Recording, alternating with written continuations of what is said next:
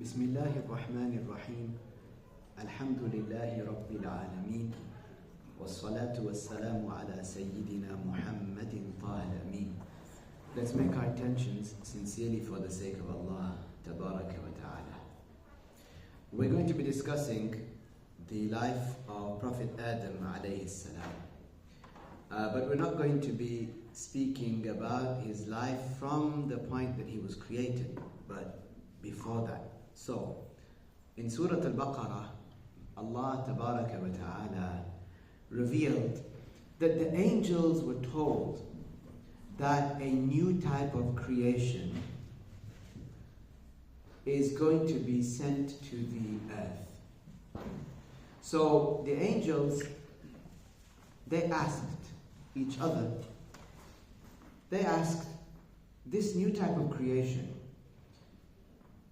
it's going to the earth, and that's because of what was in the knowledge of the angels already. That previously, before human beings were on earth, the jinn were on the earth. And they had caused a lot of corruption, a lot of havoc. And there was a lot of murder amongst the jinn, fighting each other. And they disobeyed Allah Tabaraka wa Ta'ala. So, the order of Allah had come to the angels to push the jinn out, to push the jinn away. So the angels, by the order of Allah, they came and they pushed the jinn away to the faraway lands. So you think about the center where Mecca, Al-Madinah, these areas are, they pushed them away to the faraway lands, to the islands, to the jungles, to the forests. And this is what the angels knew, that this had already happened, you see. And all of the different creations, all of the different types of creations had already been created. So, the sun had been created, of course, the moon, the skies, the earth, things on the earth like mountains, rivers, the oceans, everything existed. Even animals, the jinn existed. But humans did not yet exist. So because the angels had this experience already, they had this background knowledge, they asked, Ya Allah. Okay, so they asked, what is the wisdom behind someone else being sent to the earth? Because the jinn were there and they caused this havoc, chaos and bloodshed. So the angels were informed that Allah Tabaraka wa Ta'ala knows what the angels do not. This is what is mentioned in Surah Al-Baqarah. So then after this, the story of Adam alayhi salam begins.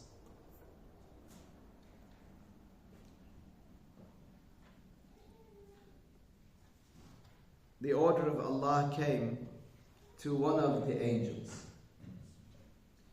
to descend to the earth and to pick the different soils of the earth. You know how there are different colored soils, there are different textures. There is soil that is very, very dark. Some of it is lighter, it looks brown. Some of it looks red. And like this, from the areas, the mountainous areas, and from the plains, from the valleys deep down. So this angel was ordered, and this was Azra'il alayhi salam. You know Azra'il alayhi salam. This is now the angel of death, Malakul Maut alayhi salam. This angel was ordered to go and take these different bits of soil from the different areas of the earth. And then he, alayhi salam, ascended to paradise with this soil.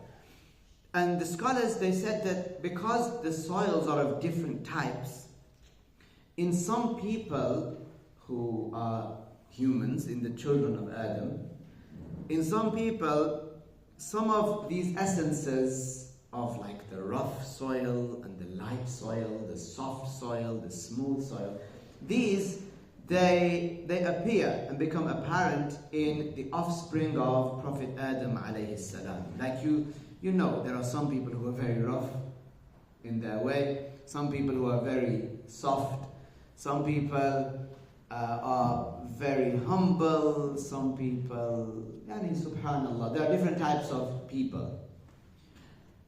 These soils, they were taken up to paradise, and there by the will of Allah tabaraka wa ta'ala, they were mixed with the water of paradise. And here then the form of Adam alayhi salam was created. His form. And this was a new type of creation. The angels had never seen this type of creation before. Nor did the jinn. Now, in paradise at that time was Azazil. Azazil was the father of the jinn, just as Adam alayhi salam is the father of humankind, the first of his kind. Like that, Azazil, he was the father of the jinn. So he had no parents, no siblings. He was the first. Just like Adam alayhi salam, he doesn't have parents or siblings. So Azazil, this jinn, he was a Muslim. He worshipped Allah tabaraka wa ta'ala, and he was in paradise. He would sometimes pass by Prophet Adam alayhi salam's form. And before I mention this detail, it's important to understand that this form of Adam alayhi salam that was created from clay, the soils and the water of paradise, it was brought together in the form of Adam alayhi salam by the will of Allah. Okay? To say that, okay, Allah tabaraka wa ta'ala is not like us. So nobody should have an image in their mind and think this is Allah. Also, Allah, His attributes are not like the attributes of the creation. So it is not permissible for a person to believe that Allah has hands and that Allah Ta'ala, like a person who engages in pottery, that Allah molded or formed the shape of Adam alayhi salam of clay with these supposed hands. No, this is likening Allah to the creation. Allah revealed, قُلْ هُوَ اللَّهُ أَحَدٌ. And likewise, وَلَمْ يَكُنْ لَهُ كُفُوًا أَحَدٌ. These ayahs, they revolve around a theme which is Allah is not like the creation. If you say Allah has hands, then well, people have hands. Bears have paws. So you cannot liken Allah to the creation. Okay, so that's one thing. The second thing is that that Azazil, when he saw this form, and he didn't know that it was Adam alayhi salam, he didn't know the name of this creation, but he would pass by from afar, he would look and he would pass by, and he would say in paradise, لَقَدْ خُلِقْتَ لِأَمْرٍ عَظِيمٍ. Surely, you have been created for a great matter. And we know what that matter is and was. It is that the humans, they would be on the earth, and in them there would be prophets who would be sent to different nations to warn the people about hellfire and to give them glad tidings, if they're obedient, of paradise and then everlasting bliss in paradise, and to live a life in obedience to Allah tabaraka wa ta'ala. This is a grand matter. So he didn't know, of course. So he said, indeed you have been created for a great matter. And Adam alayhi salam, his form, it was created Yawm al-Jumu'ah, on a Friday. And on the last part of Friday also, before al-Maghrib. And up till this point, there was no soul in his body. Okay? So he was not created with body and soul in a single instant. No, the body came first. The body slowly, over some time, turned into flesh.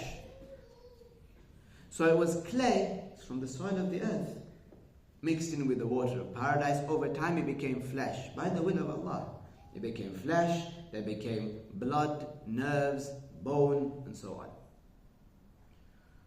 Like that is the situation of the angels, in the sense that the angels, they were created from the original water. The first thing Allah created was water. From it, the angels were created. Or, I missed a step. From it, light was created, nur, and the angels were created from this nur, this physical light. But now, the scholars say that the angels, after having been created from light, like Adam was created from clay, the angels have taken on a different form. So it's not physical light. Just as Adam alayhi salam is not or was not, when he was had the soul injected into him, he wasn't made of clay, or clay at that time. So this is the detail that the scholars give. So after Adam alayhi salam, his form was formed. He remained in that state for approximately 40 days until he became solid and dry. And it transformed into flesh, bones and blood. And it is at this time that Azazil used to come. And Azazil was created from smokeless fire, from a flame, from smokeless fire. He is the father of the jinn. And he would say to himself, indeed, you have been created for a great matter. And here also it's important to note that he, being a jinn, he saw Adam alayhi salam from the outside.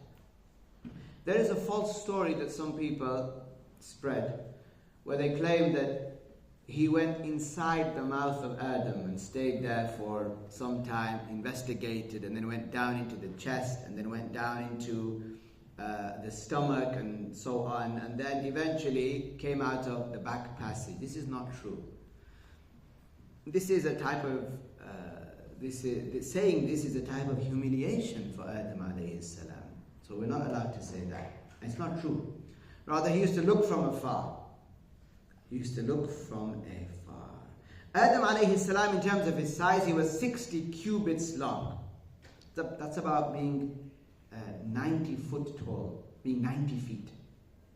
So if you think about it, if you're 6 foot, mashallah, but being very, very tall. And in the past, the people were a lot taller as well. So the size, you could say, of a large palm tree. And he had long, beautiful hair. He was 7 cubits wide, about 3 meters wide, approximately. And this is the size that the people of paradise will be.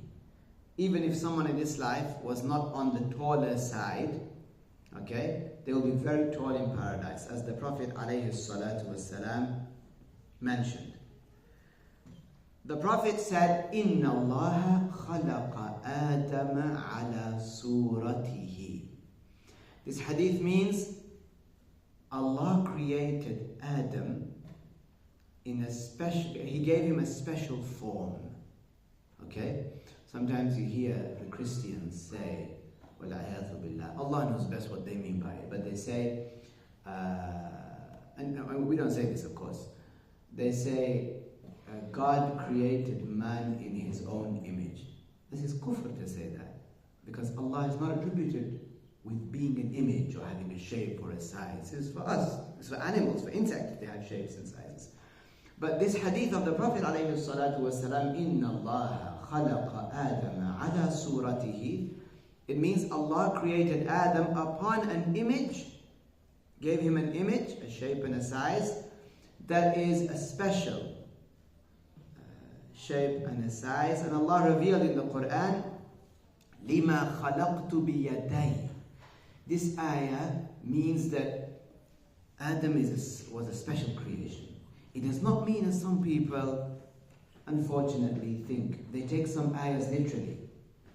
And they say that, supposedly, that Allah created Adam with his two hands.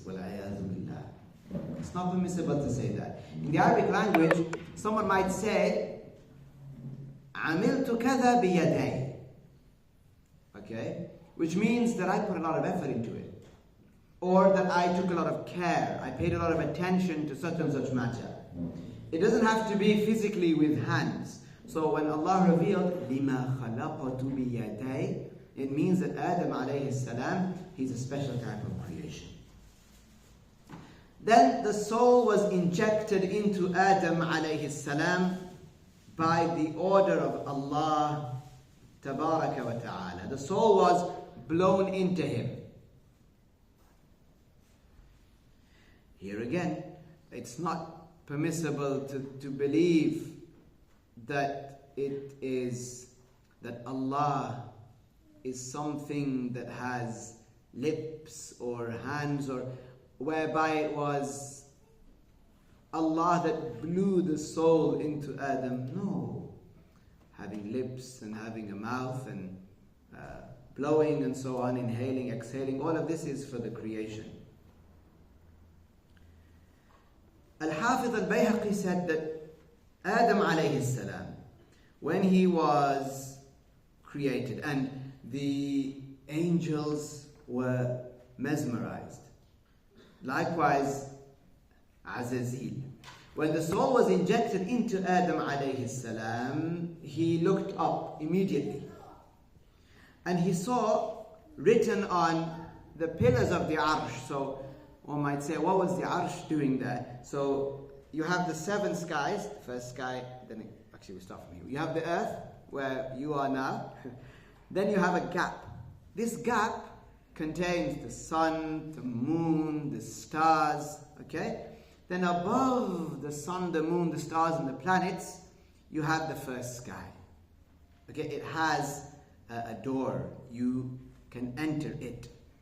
Some of the prophets, they were in the actual skies, so not in the clouds, but in the skies.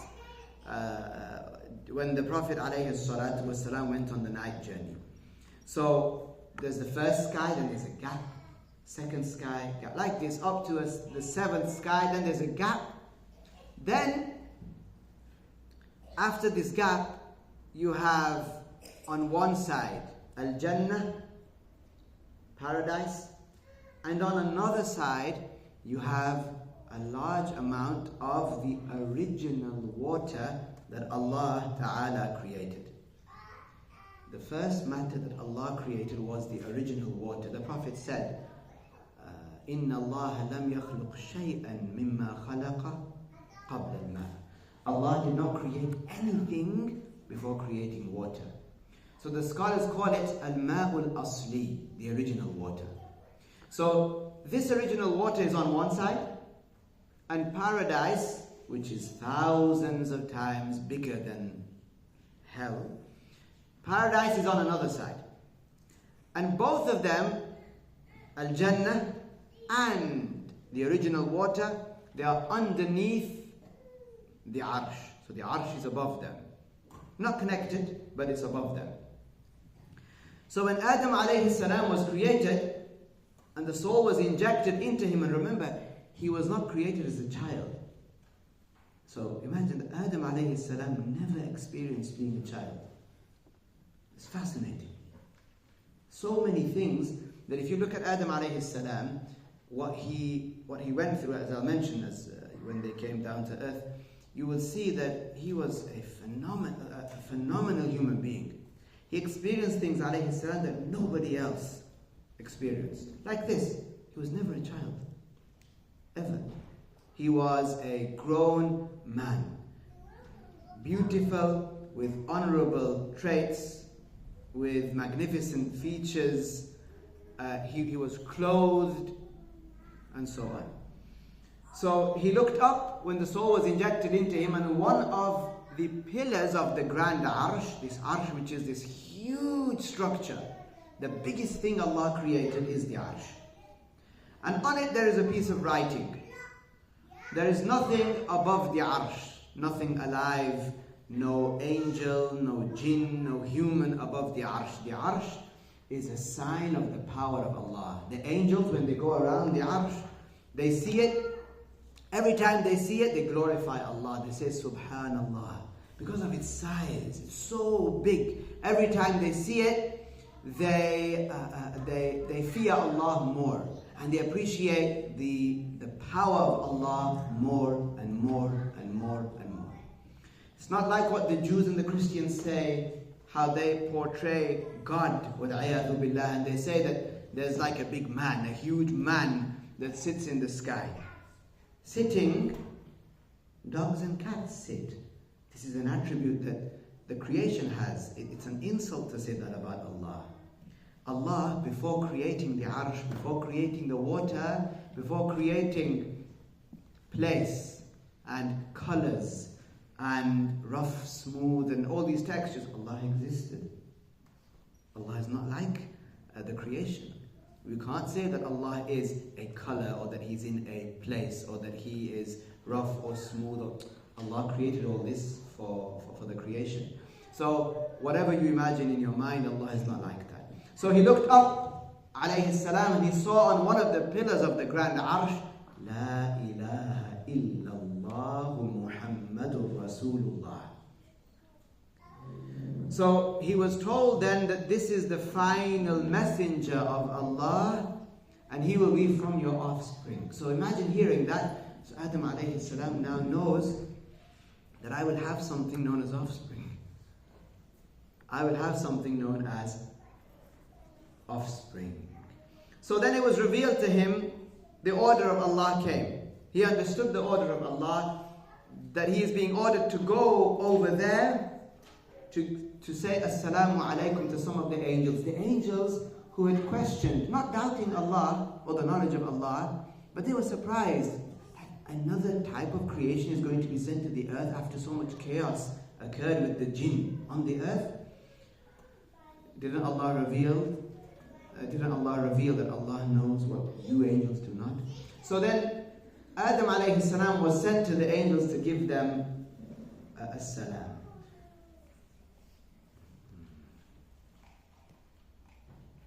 Subhanallah, time does fly. Okay. So Adam alayhi salam was told, go to those angels and say to them Assalamu alaikum, and see what they respond with. This was the order. Go to those angels, say Assalamu alaikum, and see what they respond with. So he went. He said to them, Assalamu alaikum.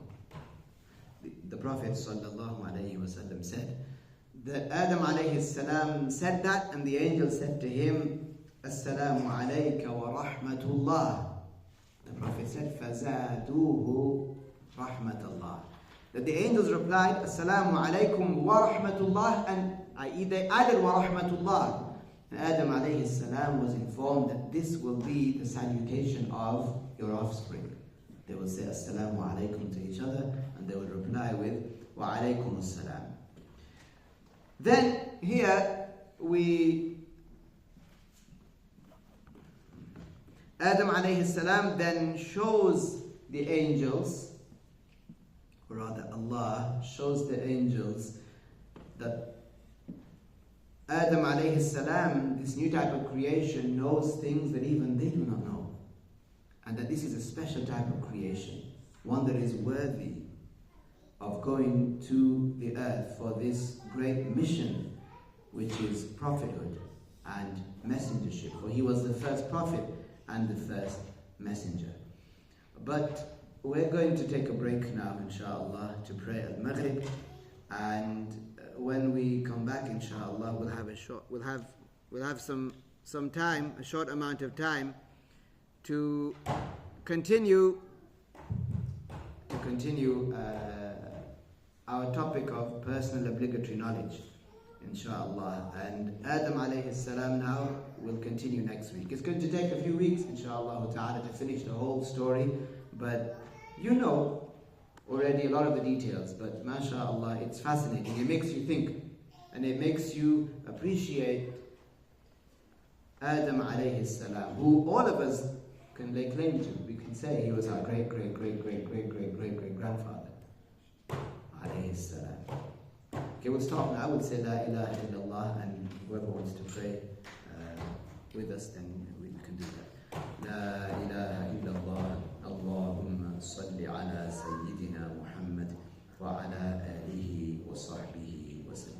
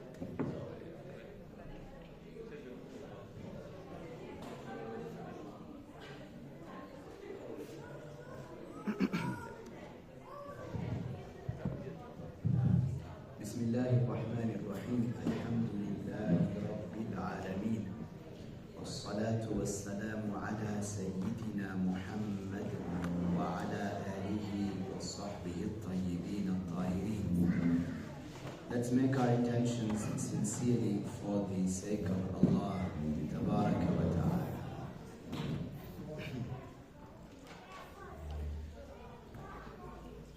Among the conditions of purification, meaning if one of us wants to perform al-wudu, if we want to perform al-wudu, or one of us needs to perform al-ghusl, then these are types of purification. One of the conditions of purification is that there should be no substance or nothing on a part that needs to be washed, okay, that prevents water from getting to it. So in wudu, we need to wash our faces, right? So one of the conditions is that there must be no barrier, like on the face, that prevents water from getting onto that part that needs to be washed. So the face needs to be washed. So every bit of skin that you can see on my face, for example, needs to be washed in wudu. If a part of it was covered by something that acts as a barrier between my skin and the water, then I will not be judged to have made wudu because I didn't wash the whole face. Allah revealed in the Quran, فَغْسِلُوا وُجُوهَكُمْ, wash your faces, meaning for wudu. So if there is a barrier that prevents water from reaching any part of that part that needs to be washed, whether it's my face, or it's the arms, the foot, or in ghusl it could be on any part of the body, right? So if this is the case, that there's a barrier there, then this prevents the water getting to that part, and hence the wudu is not valid.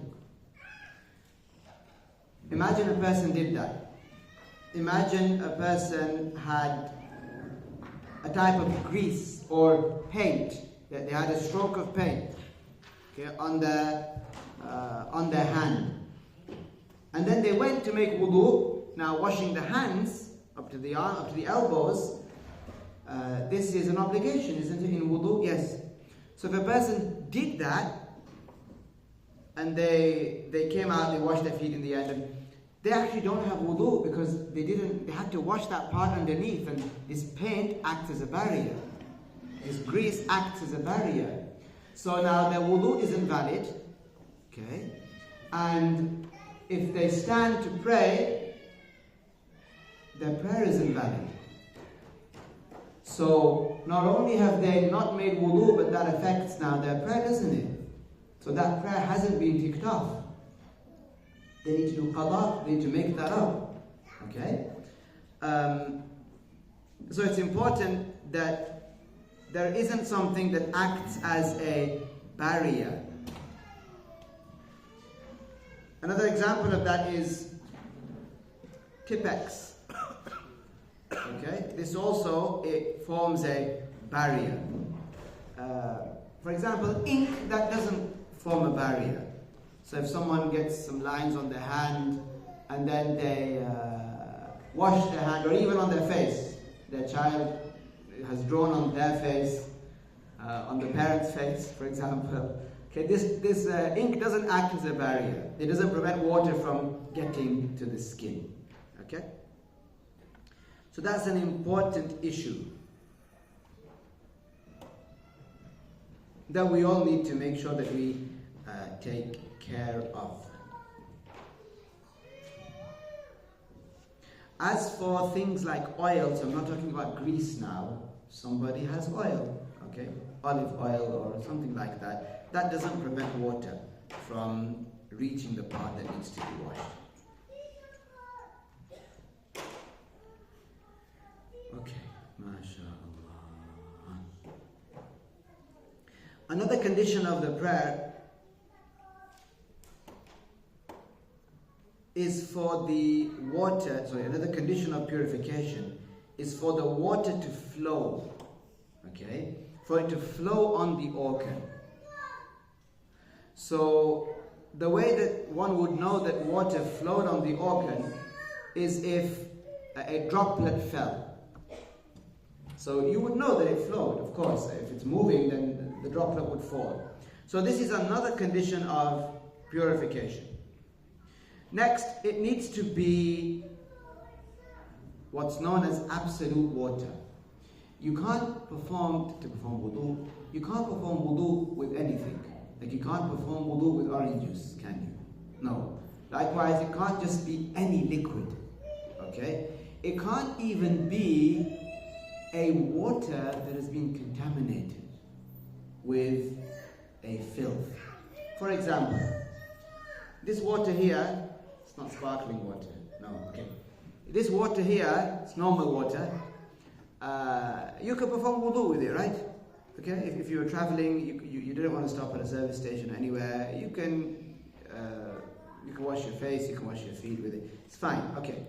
If this water had got a drop of blood in it, if, I don't know, it was open and somebody bled, okay, and a drop of blood fell into it, or you were opening it and you cut yourself and a drop of water fell into it, okay, or urine fell into it, or something that's considered religiously filthy, like a drop of alcohol, okay.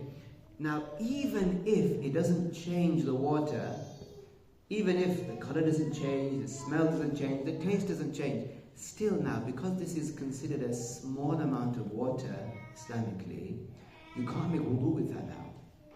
This water is now considered najas, meaning filthy. So the water that a person performs wudu with has to be pure. It has to be pure. So it cannot be contaminated with a filthy substance. Whether that which was filthy was solid or it was a liquid. Okay? And we've discussed some of that before. We mentioned about when someone goes to the bathroom, then in the toilet bowl itself, there is a small amount of water, religiously, small amount of water. So if a person goes to the bathroom and some of that water comes back, if it splashes back, then that water is considered filthy. Then a person needs to wash that away. A person doesn't just wipe it away. A person needs to wash that away. Because then that can have an effect if they don't wash it away with water, for example, that can have an effect on their prayer. Okay? So it's important that this issue is taken care of.